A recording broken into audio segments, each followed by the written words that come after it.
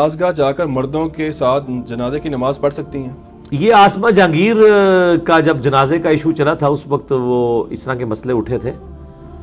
پہلی تو بات یہ کہ عورت جنازہ پڑھ سکتی ہے. صحیح مسلم میں حدیث ہے کہ اما عائشہ رضی اللہ تعالیٰ عنہ کے حجرے سے انہوں نے آواز دی، ایک صحابی فوت ہو گئے کہ اس کا جنازہ لا کے میرے سامنے رکھو، میں نے جنازہ اس کا پڑھنا ہے. تو کچھ صاحب نے مایوب سمجھا، تو اما عائشہ نے کہا کہ کیوں مایوب سمجھ رہے ہو، نبی علیہ السلام کے زمانے میں تو ہم یہ کرتے تھے.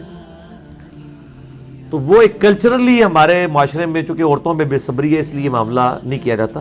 چاہے عام نماز ہو، جمعے کی نماز ہو، جنازے کی نماز ہو، عورت پڑھ سکتی ہے لیکن مردوں کے ساتھ نہیں کھڑی ہوگی، علیحدہ سے اس کی صفیں ہوں گی. ٹھیک ہے، اور وہ جائز ہے، اس میں کوئی ممانعت والی بات نہیں. لیکن علی بھائی یہاں پہ جو آپ نے صحیح مسلم کی روایت بیان کی ہے اس میں آتا ہے کہ اما عائشہ نے کہا کہ مسجد میں لے آئے اس کو، یہاں پہ ہے کہ جناز گاہ میں جانا. نہیں وہ اس لیے کہ اما عائشہ جو ہے نا وہ تو چونکہ حجرے میں ہی ہوتی تھی نا، ان کو تو منگوانا پڑا نا وہاں پہ، انہوں نے خود تو نہیں چل کے جانا تھا نا.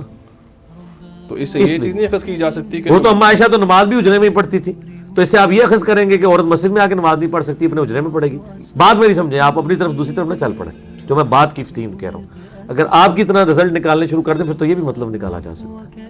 وہ انہوں نے اس لیے کہا کہ وہ عورتوں کے سامنے پبلکلی مردوں کے سامنے نہیں آتی تھی نا، پردے کا اہتمام کرتی تھی اور ایک اسپیشل کیس تھا، اس لیے انہوں نے یہ بات کی. ویسے جنازگاہ جانے میں کوئی حرج نہیں، کوئی نہیں ہے، کوئی مسئلہ نہیں. غائبانہ نماز جنازہ پڑھنے کا طریقہ کیا ہے جبکہ فوت شدہ کی قبر کسی دوسرے ملک میں ہو؟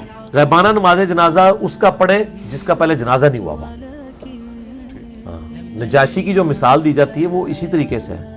آپ علیہ السلام کا عمومی عمل نہیں تھا، نجاشی سے زیادہ لاڈلے لوگ فوت ہوئے ہیں. زید ابن حارثہ غزوہ موتہ میں، جنگ موتہ میں شہید ہوئے ہیں. آپ علیہ السلام نے کوئی غائبانہ نماز جنازہ نہیں پڑھا، دعائے مغفرت کی ہے، بس وہ کریں. جس کا جنازہ ہو چکا ہے اس کے لیے آپ کو ضرورت ہی نہیں ہے غائبانہ نماز جنازہ پڑھنے کی، آپ دعائے مغفرت کریں. اگر کسی کا وہ شہداء احد، وہ ایک ہی واقعہ ہے نا جی شہداء احد کے اوپر جو آپ نے پڑھا، اور وہ خاص واقعہ تھا، وہ اس طرح تھا، جواز ہے. وہ قبرستان پہ جا کے پڑھا، وہ بھی غائبانہ نہیں ہے سرکار، وہ غائبانہ نہیں ہے. قبر پہ جو جا کے پڑھتے ہیں وہ تو اور بھی. بخاری مسلم میں ایک وہ عورت جو صفائی کرتی تھی مسجد نبوی کی، فوت ہوگی، صاحب نے دفنا دیا، آپ علیہ السلام نے جا کے اس کی قبر پہ جنازہ پڑھا اور کہا کہ یہ قبریں جو ہیں وہ ظلمات میں ڈوبی ہوئی تھی، میرے جنازہ پڑھنے کی برکت سے اللہ تعالیٰ نے ان کو نور سے بھر دیا. صحیح مسلم میں یہ حدیث ہے، بخاری میں بھی کچھ حصہ موجود ہے. تو وہ آپ پڑھ سکتے ہیں. قبر پہ جو جنازہ پڑھا جاتا ہے وہ غائبانہ نہیں ہوتا، وہ میت سامنے ہوتی ہے چاہے جس بھی حالت میں. غائبانہ نماز جنازہ اس طرح کا پڑھ سکتے. قبرستان پہ آج بھی آپ کسی کا جا کے پڑھیں. انہوں نے غائبانہ کا پوچھا، غائبانہ نہیں ہوگا. کیا آج کے دور میں نبی کریم صلی اللہ علیہ وآلہ وسلم کی غائبانہ نماز جنازہ پڑھی جا سکتی ہے؟ نہیں، کیوں پڑھیں گے؟ آپ نبی علیہ السلام کی قبر مبارک پہ جا کے سلام عرض کریں جو صحابہ کا طریقہ ہے.